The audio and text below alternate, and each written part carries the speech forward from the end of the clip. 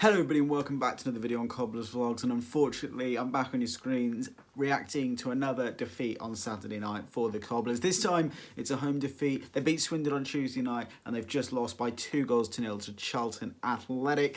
Cobblers fans saying Charlton maybe accusing them a little bit of gamesmanship, a little bit of cheating with the referee. We're going to have a look into all of that. We're going to have a look into what went wrong, the story of the game. Everything's being covered in this match review. So yeah, it's a very gloomy, dark afternoon here in Northampton. I can see the rain all over my windows, dark clouds everywhere. You know, it's a typical glum, miserable October afternoon. The Cobblers did start the game brightly though, in terrible conditions. Ben Amos made a good save. Nicky Adams whipped a free kick in. Sam Hoskins hit the volley, and it was a good save by Ben Amos. Good reaction save, parrying it away. Then Danny Rose maybe should have been given a penalty. The referee was unmoved. And then Charlton took the lead inside sort of 10 minutes of the second half. A corner whipped in, it fell down to Pratley, who just volleyed it, smashed it into the roof of the net and went 1-0 up. Zonal marking perhaps maybe being the problem, is what some of you guys are suggesting on Twitter for the Cobblers. And then Charlton's second was a quick break from a Cobblers corner. Doherty, I think it was, went down our right-hand side. Went down their right-hand side, played it across goal, and Jack Sowerby couldn't put it anywhere else than his own net. It was sort of a reaction thing, just, you know, took a really big touch, and it just went past Arnold and fired home. Cobblers, the positive thing was they did react well to going behind. They didn't create any, you know, clear-cut chances, but they got forward. They looked like they wanted to get back into the game, unlike in previous weeks. Leon Barnett said on commentary that the Cobblers are only playing half a game at the minute, which you have to agree with. Cobblers didn't turn up in the first half against Plymouth last week. They played well in the second half, got that goal through Ricky Corboa. We're unfortunate to lose. Played fantastically well on Tuesday night against Swindon in the first half. Went 2-0 up. Swindon pulled one back, and they were rubbish in the second half. And then the same again today. They were good in the first half. They matched or bettered Charlton in the first half today, and then fell behind in the second half, and, you know, didn't really play as well. Created some good chances in the first half as well. Maybe should have had a penalty, which is what we're going to come on to now, the refereeing. A lot of comments about Sam Allison, the referee. It was his first ever League One game, and it probably showed. I think you need a strong referee against a big team like Charlton. I think big teams like that are always going to be in the referees' ear, you know, appealing for all those little things. So yeah, I think, you know, maybe that made a difference today. Rakic, people saying he shouldn't be given a yellow card, people saying he should be given red. You know, difficult one, that one. But yeah, Charlton players like this in the referee's ear the whole time, you know, shouting and screaming at him. Big teams get in the heads of referees against the smaller teams like us, and it works. You know, let's face that. Big teams get in the heads of referees against smaller teams like us. It works. We go to these big grounds. Cobblers went to Swansea in the Carabao Cup last season, got given nothing. Went to Derby in the FA Cup last season, got given nothing.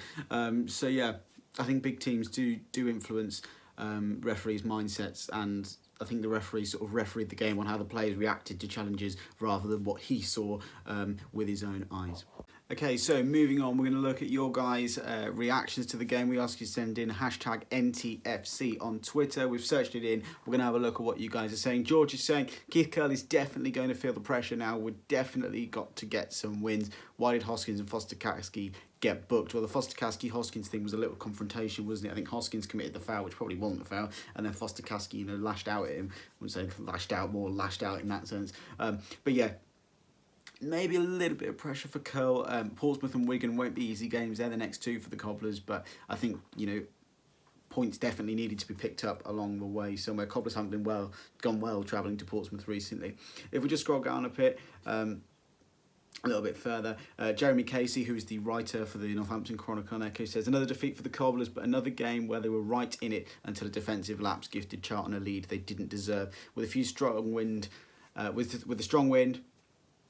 at their backs, I can't understand why they didn't unleash a few more shots from range to try and test the keeper. A great point, Matt, from Casey. Wazza says, well, another 2-0 defeat for NTFC.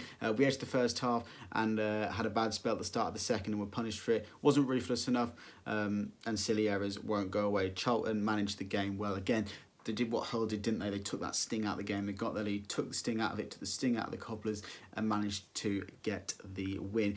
There's a poll from the NQNTFC Twitter account that says, what's letting Keith Curl down at the moment? Tactics, quality, or combination? I think it's combination. I think the tactics I wouldn't say they're wrong, but they're not quite, quite there yet. And then the quality just needs to be upped a little bit. But I think we've got the quality. I think it's the gelling that still needs to happen. I don't think we're going to see that until 10, 15 games into the season.